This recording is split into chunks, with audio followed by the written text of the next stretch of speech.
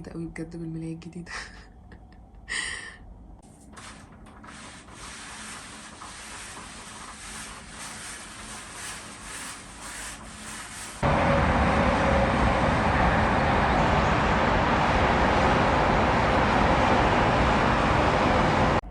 هي الشمس نزلت خلاص، فالغروب ناقص عليه حبة صغيرين. المغرب يعني اقصد. انا حطيت لحمة تفك عشان اعمل الاكل، وهعمل صوبيا. ممكن يكون كان صوتي غريب شويه عشان كنت حاطه ماسك ولسه شايلاه دلوقتي، فما كنتش عارفه اتكلم. انا ما عنديش لبن، يعني عندي حاجه صغيرين قوي. هي المفروض الوصفه بتقول 4 معالق 8 معالق على اللتر، فانا حطيت، والمفروض ان انا احط ميه، فانا زودت باودر عن العادي شويه عشان لما احط الميه ما تبقاش خفيفه. وعندي بس شويه لبن صغننين. هاكل اللبن اللي عندي. والله يعني فيهم البركه، والله طلع كتير. انا هزود بقى الباقي ميه بس كده. انا متشوقه جدا ليها بجد. انا اصلا اول ما بشم ريحتها بحس ان انا خلاص عايزه افطر. جميله الصوبيا. انا حاسه ان انا عايزه اكل ماش بوتيتوز، يعني بطاطس مهروسه وشويه سلطه صغننين جنب اللحمه اللي انا سايباها تفك دي. فانا هنزل اجيب بطاطس ولبن وشويه خضار كده اعملهم سلطه جنب الاكل. بس انا هحاول على قد ما اقدر ان انا اشتري ارخص الحاجات، عشان انا مش المفروض اشتري اي حاجه خالص لحد نهايه الشهر. مش عارفه هعمل كده ازاي، بس ربنا يسهل.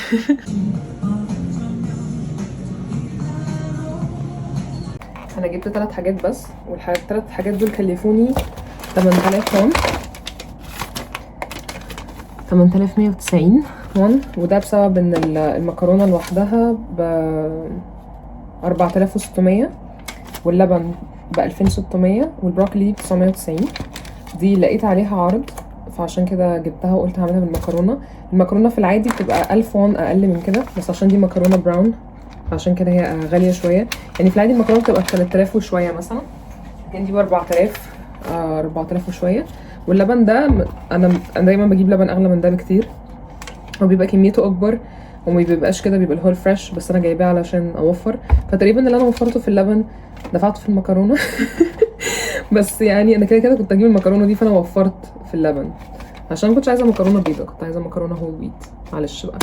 انا محتاجه طاقه عشان اعرف اطبخ، فهاكل تمر ده بالتمر باللوز. برغم كل الحاجات اللي عندي دي ما عنديش اكل حقيقي، ودي هدوم مرميه في الارض مالناش دعوه بيها. انا دايما بحب جدا اجرب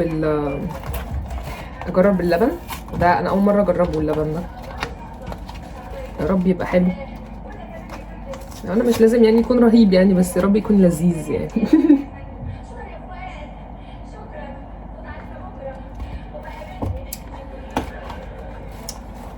لبن رخيص. بس ماشي حلو. انا هسيب اللحمه تفك خالص علشان انا هعملها زي ستيك كده. دي لحمه غنم وفيها عظمه، بتبقى لذيذه قوي. انا جربتها قبل كده يعني. بس انا هقطع بقى البروكلي، هقطعه صغير خالص، وهقطع كمان فلفل الوان. قلت احمر واخضر يبقى شكلهم كده كيوت. وهعمل اصلا الصوص بزيت الزيتون اسمه ايه، والثوم. بس انا بجد لو الاكله مش ملونه مش ببقى مقتنعه ان ده ينفع يبقى الاكل اللي انا هاكله، ما ينفعش. فلازم يبقى فيها كذا لون. يعني مثلا تخيلت المكرونه لوحدها بصوص مثلا واللحمه بس، فكده لا ما ينفعش، لازم يكون في اخضر في اصفر في احمر، على الاقل في لونين غير الالوان العاديه بتاعه المكرونه بتاعه اللحمه الكلام ده. انا كمان باكل ده بتاع البروكلي، ما برميش اي حاجه منه خالص، اصلا بيبقى طعمه حلو قوي. مش هقطعه صغير قوي علشان افضل ضايقه الطعم بتاعه. بصوا اصلا لو بصيتوا عليه ورد صغير كتير، بصوا شكله حلو ازاي. سبحان الله. انا اول ما شفت البروكلي هي ديت حسيتها بتناديني كده، لان انا عمري ما كنت هفكر اجيبه علشان هو دايما بيبقى غالي. بس هو غالبا علشان هو مش فريش قوي زي ما انتوا شايفين، يعني تحسوه كده دبلان شويه. فعشان كده غالبا منزلين عليه عرض. انا عندي احساس ان البروكلي ده كتير، فانا غالبا ممكن استخدم نصه، والنص التاني هحطه في كيس كده زيب لوك واحطه في الثلاجه. ممكن بقى استخدمه في حاجه تانية ان شاء الله. لان بصوا الكميه بتاعته، حاسه ان هو كتير، مش حاسه، انا متاكده.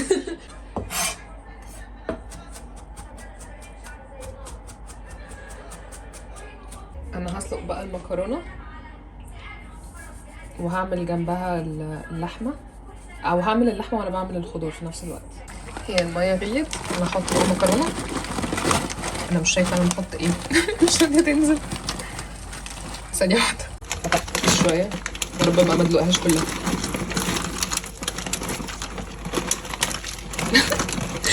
انا مش عارفه اركز في الاتنين، يا اما اركز وانا بحط المكرونه يا اما اركز وانا بصور. المكرونه اتسلقت خلاص، وانا في توابل كده، دي توابل ايطالي وتوابل حاجه تانية فيها كمون ومش عارفه ايه. هحط توابل ايطالي على واحده، والتوابل اللي فيها كمون وشطه وكده على واحده، وده التوم اللي هنعمل بيه الصوص بتاع المكرونه. انا هحط دي كده، وغالبا هحتاج احط ملح كمان عشان غالبا دول بس توابل يعني، مش ما عليهاش ملح. ودي هحط عليها اللحمه، احط الناحيه التانية برضو. انا هنا هعمل اللحمه، وهنا هعمل المكرونه. احط حبه زيت زيتون حلوين بقى عشان هو دوت اللي احنا هنعتمد عليه في الصوص نفسه. وكده احط فيه الثوم قبل ما النار اساسا قبل ما الزيت ما يسخن، علشان انا مش عايزه الثوم يعني مش هعمله كانه هي اسمها ايه اللي بنعملها الملوخيه التقليه كده، لا بس ياخد ريحه كده. احط الخضار على طول، ريحته حلوه قوي بجد. انا مش عارفه لو انتوا شايفين، بس هو خلاص كده ابتدى يبقى جولدن سنه، بس مش اكتر من كده بقى. وهحط الفلفل كله، هحط بس نص كميه البروكلي. تحت هنا بقى ده برضو زيت زيتون، واول بقى ما النار ما تسخن قوي هحط اللحم. انا حاسه ان الخضار خد زيت الزيتون كله، فهزود شويه كمان. المفروض اول ما الزيت يبتدي يطلع دخان نحطها علشان تقفل البورز بتاعت اللحمه، ومفيش اي حاجه من المويستشر بتاع اللحمه يخرج. دي الفكره عامه في الستيك عشان يطلع حلو. واضح ان الزيت ما كانش سخن اصلا. الزيت نزل طلع دخان، فهحط بقى دي كمان، احط عليها ملح من الناحيه دي كمان. انا مش عارفه اقلب اللحمه بايه، انا محتاجه اشتري كومبس بجد.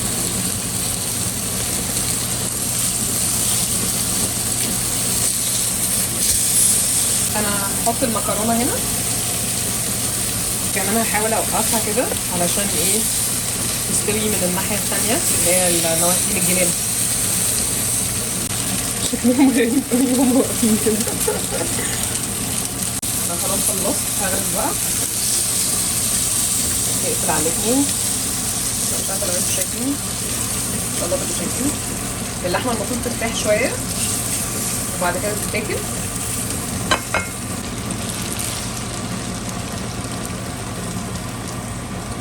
حاسه ان انا عملت كتير شويتين.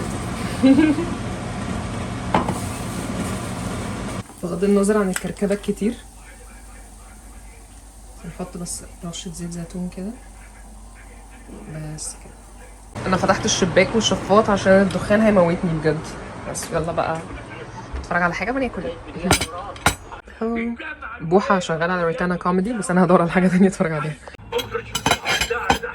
زيت الزيتون ده مش حلو قوي عشان هو مر كده شويه، لكن احسن من مفيش.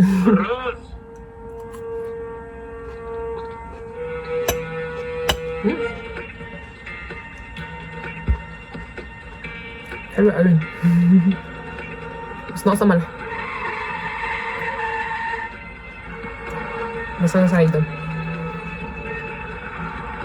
التوابل دي حراقه، والتوابل دي ايطالي كده، فتحس ان هي اعشاب وبتاع. انا جربتها قبل كده، طبعا مش هعرف اقطع حاجه بسبب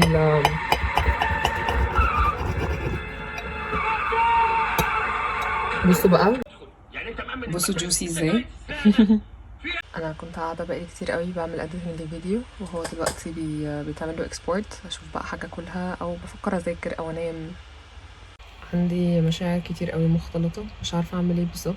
المفروض ان انا اذاكر، لكن في نفس الوقت حاسه ان انا عايزه انام، في نفس الوقت عايزه استنى الفجر. حاسه انا جعانه ومش جعانه، حاسه انا عايزه اشرب حاجه سخنه. عندي حاجات كتير قوي في دماغي.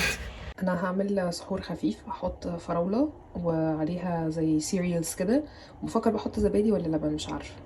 انا حطيت السيريالز بس انا حاسه انا حطيت كتير بصراحه، بس احط بقى عليها اللبن بس كده. حاسه ان كمان 5 دقايق اللبن هيتشرب كله وهيختفي. نبقى ازود بقى. انا قررت اطلع بالسيريالز هنا واتفرج على الفيلم. بصوا الانوار شكلها كيوت قوي.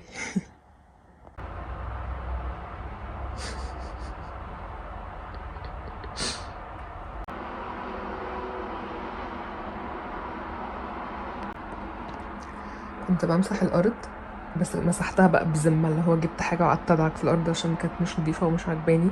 عشان كده شايله السجاجيد وشايله دي حطاها في جنب، والازايز دي عايزه ارميها والحاجات دي عايزه اشيلها.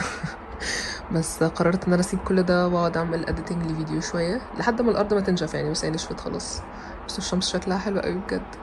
بصوا نور الشمس جاي عليا ازاي. انا بحب قوي نور الشمس في الفتره دي، بيبقى لونه اورنج كده، بيبقى بجد حلو قوي. انا المفروض ان شاء الله هتسحر وبعد كده هروح عند واحده صاحبتي، هنتقابل، اللي هو احنا المصريين هنتقابل كلنا، والمفروض ان احنا هنتسحر عندها في البيت. فالمفروض ان انا ابقى عندها الساعه 9 والمغرب بيبدا الساعه 7، فهيبقى عندي مثلا ساعه ولا حاجه اكل والبس وانزل. بس للاسف هي بعيده عني ساعتين، او ساعه و40 دقيقه، فهي بجد بعيده قوي.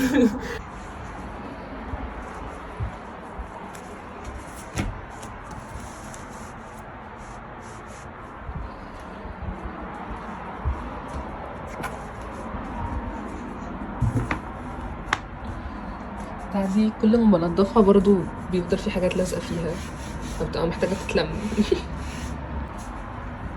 دايما بجيب وايت كده والم بقى من عليها الحاجات دي وبر.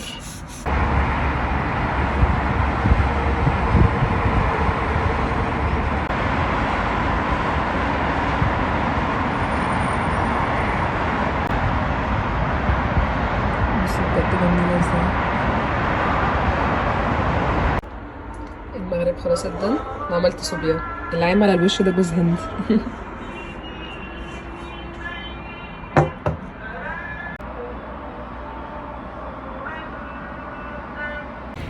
انا نزلت اجيب اكل، هجيب اكل كده سريع، حاجه اكلها بسرعه علشان الحق اروح لصحابي.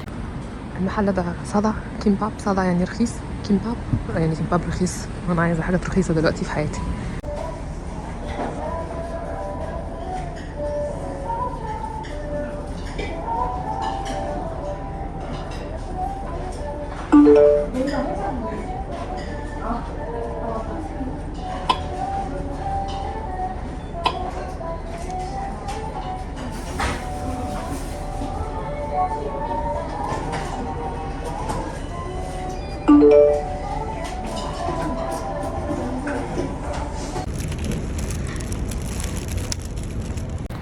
انا في الاخر طلبت حاجات تانية خالص غير اللي انا كنت جايه اطلبها، ودفعت فلوس اكتر بكتير من اللي انا كنت جايه ادفعها.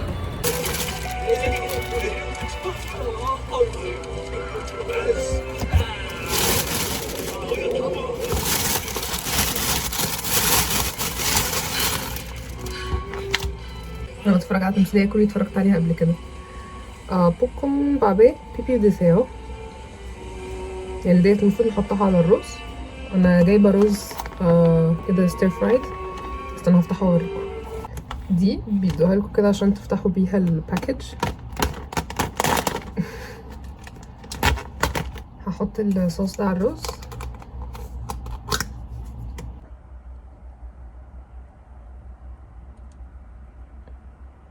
ده كيمتشي. مش عارفه ليه مش عارفه افتح اي حاجه. كيمتشي عادي خالص. وده تموجي. تموجي ده اللي هو فجل كده مخلل، بيبقى مسكر مسكر ومزز شويه. دي شوربه. شوربه. دايما هما لما بيكونوا بيقدموا رز او حاجه، رز كيمباب مش عارفه ايه، دايما بيدوا جنبه شوربه. بس انا مش عارفه شوربه، غالبا دي شوربه اعشاب بحريه او سمك مجفف. اهو ده شكل الاكل كله. انا خلصت اكل. الرز كان حلو قوي بجد، فمش خساره فيه ال 8000 وون. بصوا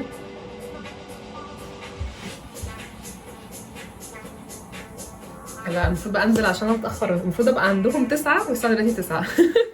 انا حاسه ان انا عطشانه قوي مش عارفه ليه، فهاخد معايا ازازه ميه.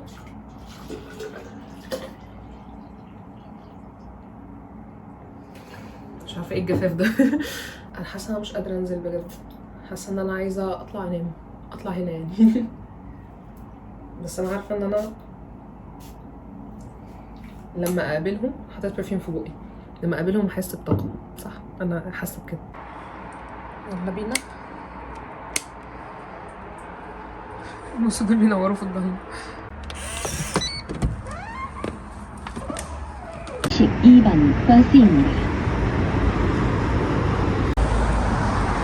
بصوا المنظر ده في حته اسمها شيليندو، دي كنت هعيش فيها قبل الشقه اللي انا فيها دي، بس سبتها. بصوا المطالع في المنطقه دي عامله ازاي. شايفين المنظر؟ لان اغلبيه مساحات كوريا اصلا جبال، وهم بقى بيبنوا على الجبال ديت عشان ما عندهمش اراضي مسطحه. صوت خلفي بيت منطقش البيت. اوبا اوبا، هم دول كلهم طعميه اللي هي بالفول ولا في منهم بالحمص؟ بصي هي مامتها جايبه نوع نارين مش عارفه ده حمص ولا فول، احنا هناكل ولا بس هي لونها اخضر فشكلها فول. وانا قلت لها كده، بس هي بتقول لي، هي قالت لي ماما عامله حمص، في الاخر جايبه لي واحده لونها اخضر، قلت لها ده فول، قالت لي لا انا خدتها من الفريزر ولا ما اعرفش. سلمى جايبه بالفول، ففي بالفول وفي لا ما انا عملت من بتاعت نارين. بطاطس ده العيش. شي بتمرجح فيها من تحت لفوق لفوق.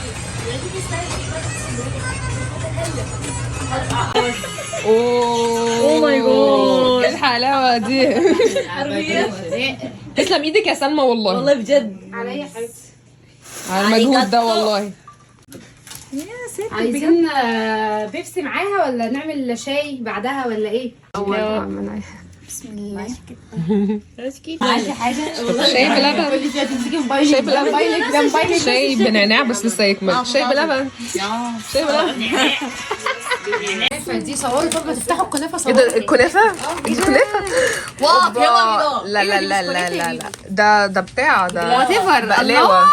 اوبا فكرتها كنا كنت بتخلص والله الكلام ده يعني، ورش ورا حد والله والله والله يعني انا مش عارفه ليه. انا سعيده جدا، انا سعيده جدا، انا سعيده، انا سعيده جدا.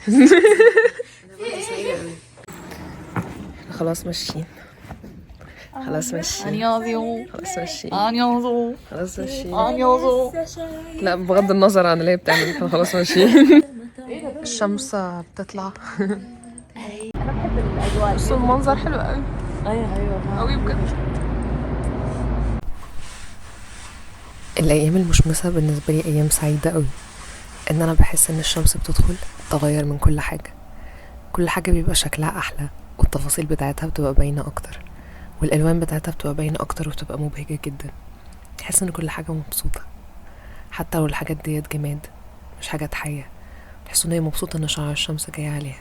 ممكن تكون دي تهيؤات، لكن دايما بحس بسعاده مطلقه ان في شمس. بحس ان هي سبب الحياه وسبب السعاده وسبب حاجات كتير قوي حلوه. فبجد المود بتاعي بيتغير لما بصحى وبلاقي الشمس داخله من الشباك، عكس خالص لما الاقي الدنيا مغيمه. هو المغرب ادن وانا عملت صوبيا تاني. انا مدمنه بجد، هشربها كده وانا واقفه في الشباك.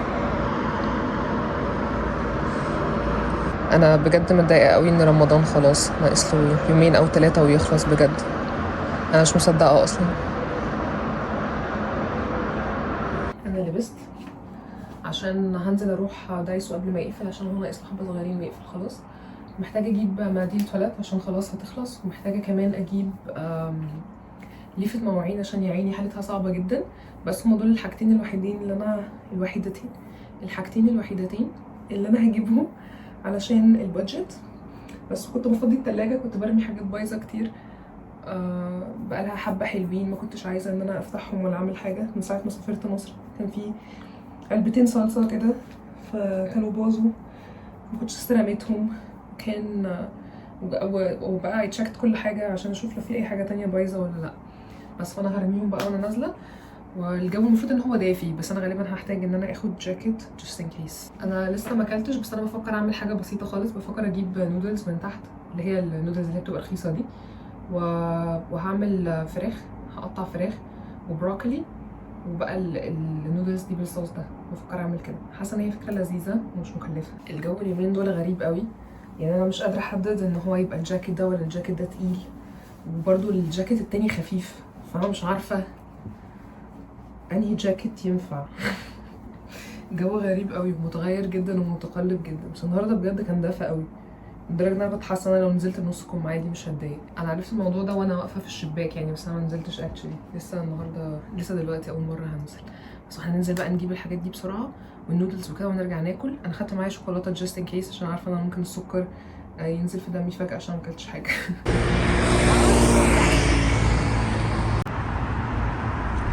بصوا شكل الشجر حلو ازاي.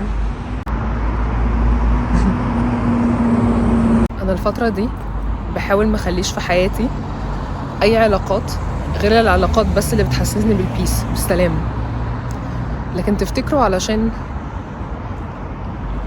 العلاقات دي تفضل موجوده بيسفول وتحسسكم بالسلام، ما ينفعش توصل لعمق معين. يعني ما ينفعش يكون في علاقات عميقه وفي نفس الوقت ما فيهاش مشاكل او ما فيهاش توتر.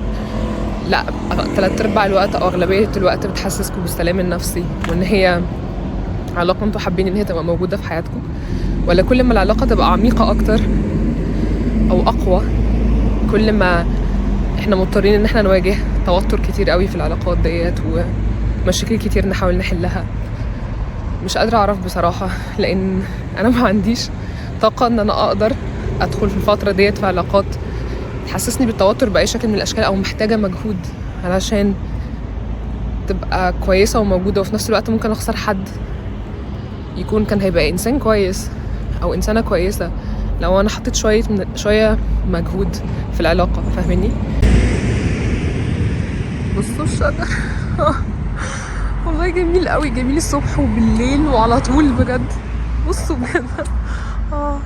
فهل الواحد المفروض ان هو لو في اي علاقه هتبوظ له البالانس بتاع حياته او هتوتره او كده علشان يخليها ان هي تنفع او ان هو يتأقلم مع وجودها في حياته، هل المفروض ان هو يسيبها ويستنى العلاقة الانسب الاحسن؟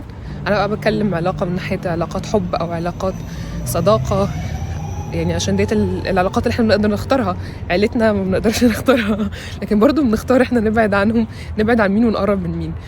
بس بتكلم في المجمل، فتفتكروا ايه الصح؟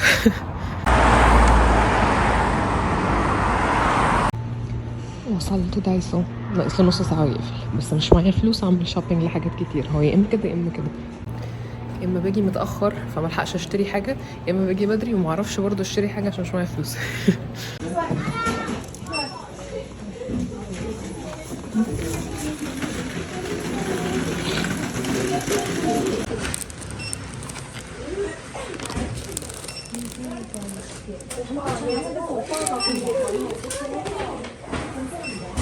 دي مغذيات للنباتات، عايزة ابقى اجيب واحد ان شاء الله بس مش دلوقتي.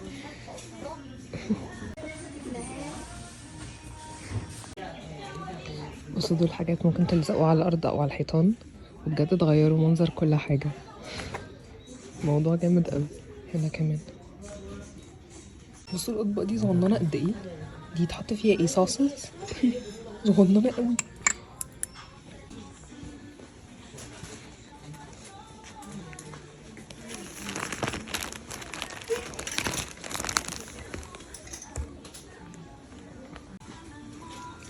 بصوا اللي هي في شكلها عامل ازاي. لا استنى، كيوت قوي بجد. بصوا دول هاند ميد بجد، جمال قوي. انا لو كنتش بصور. بصوا شكلها حلو قوي بجد.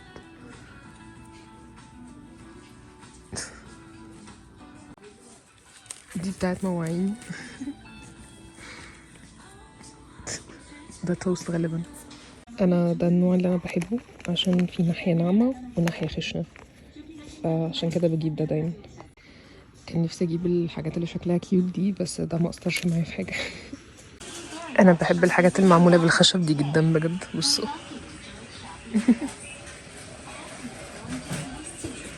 انا خلاص جبت الحاجات. انا اتمشيت من الحته ديت، فيها طبيعه اكتر زي ما انتم شايفين. انا حاسه ان الشجره دي هي نفس الشجره الملزوقه على السقف بتاعي اللي هو فوق السرير، بس الابيض منها دي بينك. بصوا جميله ازاي بجد. انا طبعا باكل الشوكولاته اللي كانت معايا عشان كده انا لسه عايشه. بروح بجيب النودلز.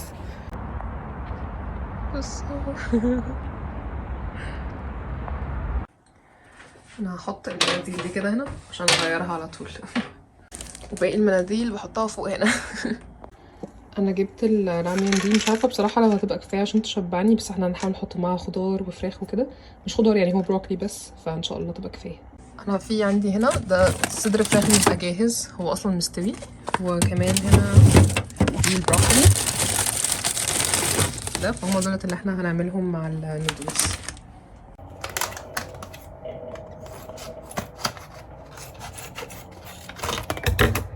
دايما ما بعرفش افتح الفراخ دي بجد. هو شكلها انتوا تحسوها ان هي نيه بس هي مستويه، يعني هوريكم من جوه. بصوا مستويه ازاي، بس هي تحسوها كده اللي هي زي مبرده يعني. بس انا كده هديها تقليبه كده الاول بعد ما احط النودلز، قصدي قبل ما احط النودلز. انا بغلي ميه، بصوا شكل البابلز بتاعت الميه شكلها حلو قوي بجد. ودول اسمه ايه ده، الباودر واللي بيبقى موجود معاها، وده كمان صوص. وانا هحط الميه جوه. انا بقول ايه، هحط الميه المغليه هنا واسيبها تستوي شويه. حتى كمان بيبقى فيه هنا خروم بتتقطع علشان نصفي الميه بس. وفي الوقت دوت هعمل البروكلي. انا قطعت الفراخ اهي خلاص، والبروكلي اصلا يعني هو جاهز، انا كنت مقطعه اوريدي. فهحط بس شويه زيت صغننين قوي، واحط البروكلي يخليه بس كده ياخد تحميره بسيطه، ولحد ما النودلز ما تستوي احطه بقى، اقلبهم كلهم مع بعض. بفكر اقلب البروكلي مع التوابل، حاسه ان الموضوع هيبقى انترستنج. نحط بقى الميه،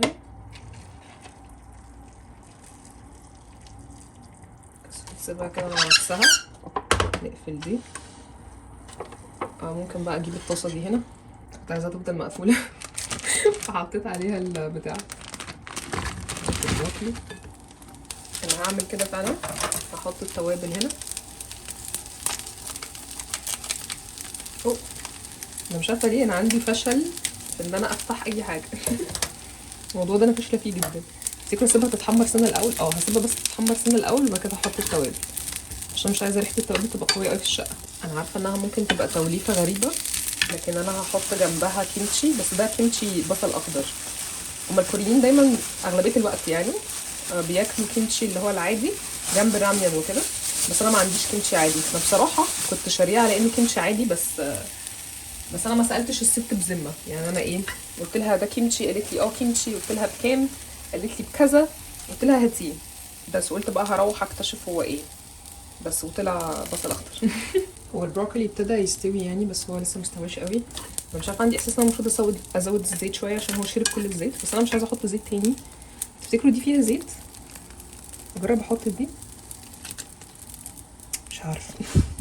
انا هحط التوابل اللي هي اصلا فكره مش موفقه، لان هي يعني حتى لو كان في حاجه كانت هتبقى بتسحبه كله، بس يعني يلا. دي فيها جبنه، مش كده بتسيح.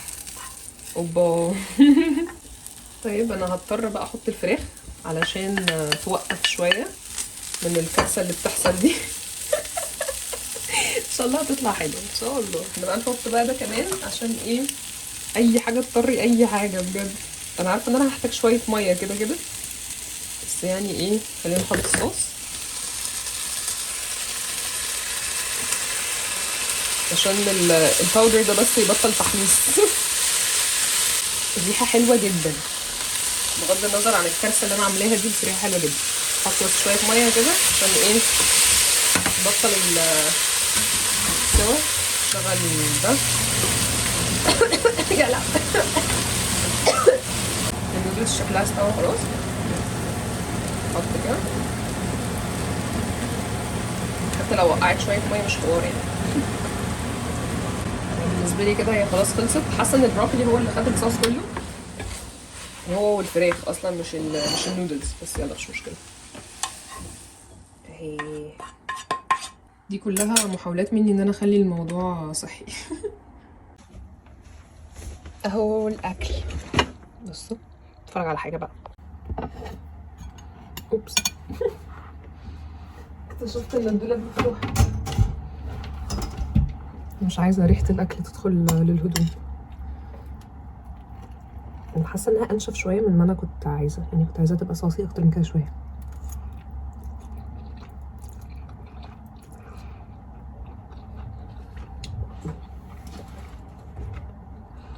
بس برضه طعمها جامد. اي حاجه مش صحيه طعمها حلو. بس لما بحط معاها حاجه صحيه بستمتع بيها اكتر. الفراخ، البروكلي طعمه جامد قوي. الفراخ فعلا هي اللي اخدت كل الطعم من النودلز، فالمفروض احط الفراخ بعد النودلز، بس انا كنت خايفه الباودر يتحرق.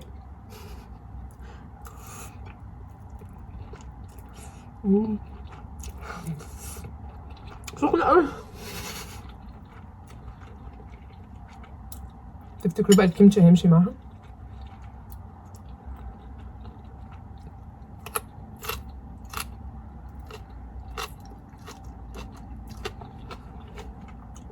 انا سعيدة.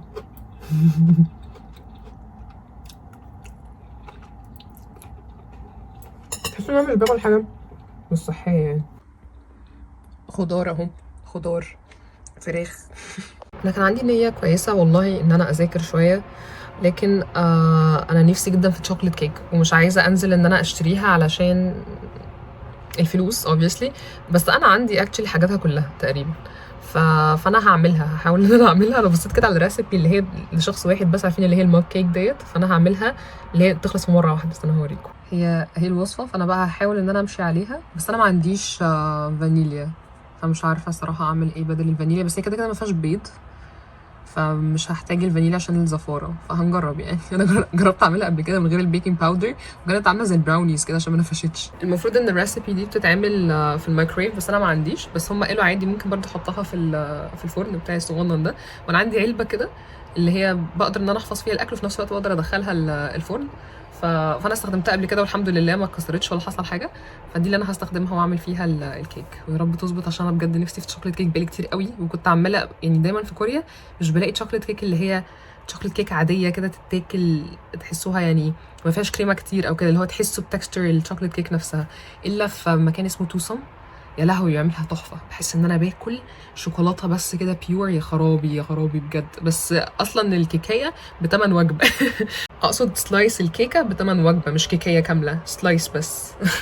هو غالي عامه بس حاجته حلوه قوي. هو ناقص عندي حبه سكر صغيرين قوي بس ان شاء الله يقدر. وده بيكنج باودر وكاكاو. اجيب بقى دقيق كمان، وده الدقيق. وهي دي اللي انا هعمل فيها الكيكه. بصوا هي اصلا صغننه ازاي. وناقص ايه؟ واللبن كمان. واللبن. والمفروض ان الوصفه بتقول زيت، بس انا ما عنديش زيت من غير طعم، فانا هحط سمنه. هبوظ الدنيا بس يعني معلش بقى. انا اصلا في البيت عندنا لما كنت بعمل كيكه كنت بعملها بالسمنه، وكمان في رشه ملح. بس المفروض ان دي كده كل حاجه. نحطهم بقى هنا ونقلبهم كويس. او هحتاج الويسك دي يا رب بس ما تفكش عشان هي بايظه، بس عايزه اجيب واحده تانية بس مش مشكله. انا هستخدم دي عشان نقيس كل حاجه، يا رب ما تقعش فوقي. اهي المعالق اللي هنا دي. بس انا المفروض كنت عايزه حاجات ادق من كده شويه، بس مش مشكله يعني. فهنستخدم دي برضه عشان نقيس. المفروض ان احنا هنحط كل حاجه ناشفه مع بعضها ونقلب كويس، وكمان نحط الحاجات المبلوله.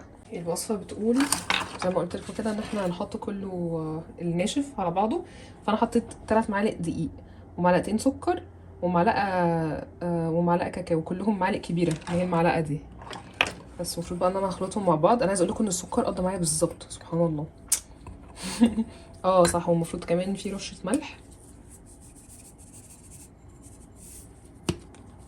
والمفروض البيكنج باودر. الكاكاو ده كاكاو طبيعي، فاللي هو بيبقى مر ده انا بحب قوي الكاكاو اللي هو كاكاو، مش مثلا زي النسكويك ومش عارفه ايه. لا كاكاو. انا حاولت ان انا اقيس ربع معلقه بيكنج باودر وربنا يستر. كمان انا عايزه اسخن. انا مش عارفه هي دي ولا دي. اوكي كانت هي دي فعلا، وكنت هخليها تفرقع ما شاء الله عليا.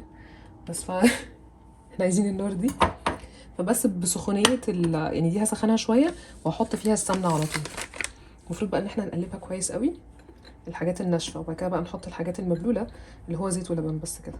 المفروض ان انا محتاجه، لا سخنه قوي محتاجه من 2 ل3 من السمنه. فانا هحاول كده احطها. دي معلقه. اوبس 2. ثواني هقيسها واجيلكوا عشان الموضوع شكله مش عاطفي خالص. بصوا هي السمنه اصلا بتسيح من دواقي بس السخونيه بتاعه النار، وانا هقعد بقى اقلب دي كده كويس لحد ما تسيح خالص. خلاص اصلا قربت تسيح خالص، وهيبقى بس محتاجه احط اللبن والسمنه. ان شاء الله تبقى حلوه. احط بقى 3 معالق لبن. 1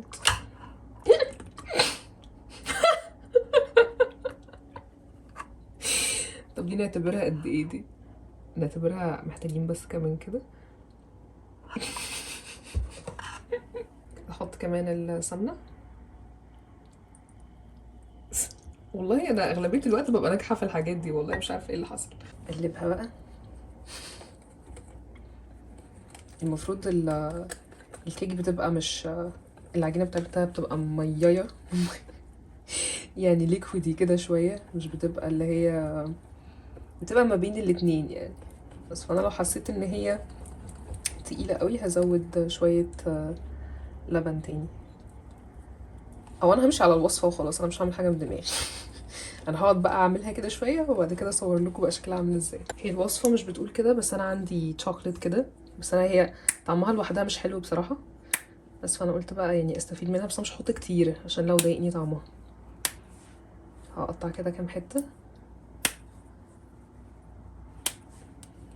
بس هي شكلها المفروض ان هي دارك يعني، بس انا لما دقتها كان طعمها عامل زي بلاستيك كده شويه عشان كده ما عجبتنيش. بس انا هحط كده بس. فهي ده شكل الشوكولاته، بس انا جربتها صراحه وما عجبتنيش خالص وبقالها كتير قوي في التلاجة، ربنا يستر. اقلب بقى تاني.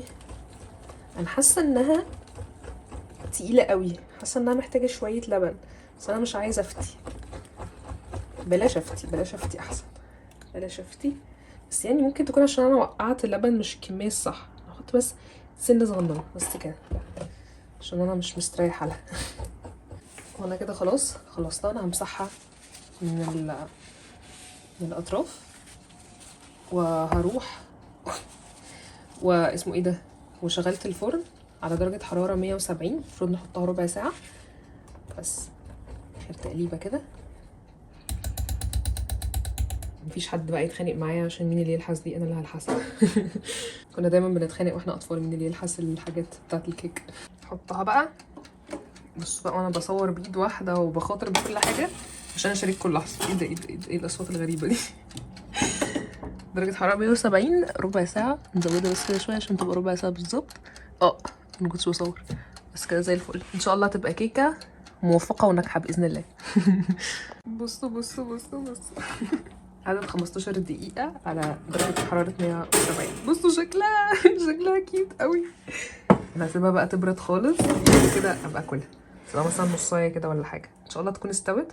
عايزة اتأكد هي استوت ولا لأ. شكل دي الشوكليت سايحة، استنوا نشوف. لو دخلت الشوبستيك كده جوه وخرجت نضيفة يبقى ان شاء الله مستوية زي ما انتوا شايفين. ندخلها الفرن تاني. محاولة رقم 2 خليتها كمان ربع ساعة ولا حاجة بس كده. بصوا زي الفل. لا هو انا خليتها كمان 10 دقايق بس. انا جبت واحدة تانية نضيفة عشان اتأكد بس كده زي الفل. ده من هنا بس نضيفة ازاي. هو عشان يمكن الفرن ده ضعيف شوية فعشان كده كانت عايزة تقعد وقت اكتر. انا هعمل ساندوتش جبنة بخيار وبعد كده نبقى ناكل الكيكة. عشان انا حاسة ان انا جعانة. انا بقالي كتير واكلة فعشان كده انا حاسة ان انا عايزة احط عليها شوية كمون على الجبنة. مش عارفة ليه، بس انا اول ما حطيت الجبنه كده شميت ريحه الكمون في مناخيري مع انه ما كانش جنبي يعني. قلت خلاص دي علامه ان انا احط شويه كمون. نحط بس سنه بسيطه كده مش كتير بس. وكده بقى احط الخيار. الخيار ده كان ريحته حلوه قوي. المفروض انا كنت عايزه بس اقطع حبه صغيرين بس هو كان ريحته حلوه قوي وكلت الخيارية كلها تقريبا. حط دي كده كمان، حط التخينه دي. انا عماله اكله برضو دلوقتي. لف كده بس كده. بصوا. هعمل امريكانو بس دافيه. انا ما عنديش سكر كتير بس مش مشكله بقى، نعمل بس حبه عشان نعرف يعني عشان اشربه جنب الكيكه. ما كنتش عايزه حاجه فيها لبن. انا مش عارفه انهي واحده يا رب بجد هحفظ امتى. بتهيألي هي دي. القهوه دي كافيين، فعشان كده ان شاء الله هيبقى عادي. انا دايما بعمل 2 فبفكر اعمل واحده بس. شوف هي قد ايه عشان الكوبايه دي صغننه. الكوبايه دي انا كنت جايباها من جيجو. بصوا مرسوم عليها بيت على الطراز الكوري والورده دي معروفه يعني جيجو معروفه بيها، اسمها كاميليا. فبجد ودي اصلا المفروض ان هي هاند ميد او حاجه زي كده. كنت جايباها من كافيه وده ارت كولكشن. كنت دافعه فيها حبه حلوين بس بالنسبه لي الحاجات دي worth it يعني. لان بصوا التفاصيل في دي تقريبا فرخه. مش عارفه. وفي هنا الكلب والناس قاعدين بياكلوا. مش عارفه لو انتوا شايفين والناس قاعدين بياكلوا. في ايه تاني؟ ودي شجره غالبا مش عارفه ورد ولا تانجرين، بس لو هي تانجرين دي برضو جيجو مشهوره بيها. ومش عارفه ايه دول غزال تقريبا. غزال. فتقريبا كل حاجه جيجو مشهوره بيها موجوده في نفس الرسمه. فالموضوع كيوت قوي.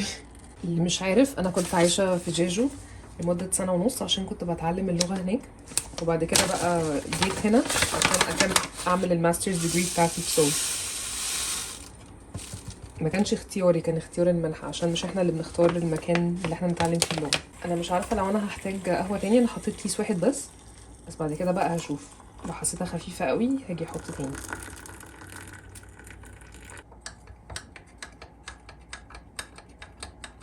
اهي الكيك. ودي الشوكه الوحيده اللي عندي للاسف. دي شوكه فاكهه. لو انتوا مش عارفين اصلا هم الكوريين بيحبوا جدا الامريكانو. في الصيف بيشربوه ساقع وفي الشتاء بيشربوه دافي. انا قلت لازم اول شوكه اشاركها معاكم بس مش عارفه اعملها. ثانيه واحده. بصوا. شكلها حلوه قوي.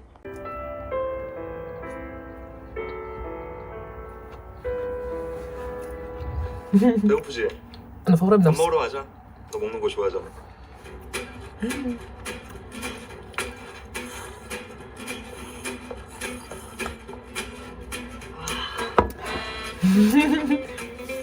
انا سعيده.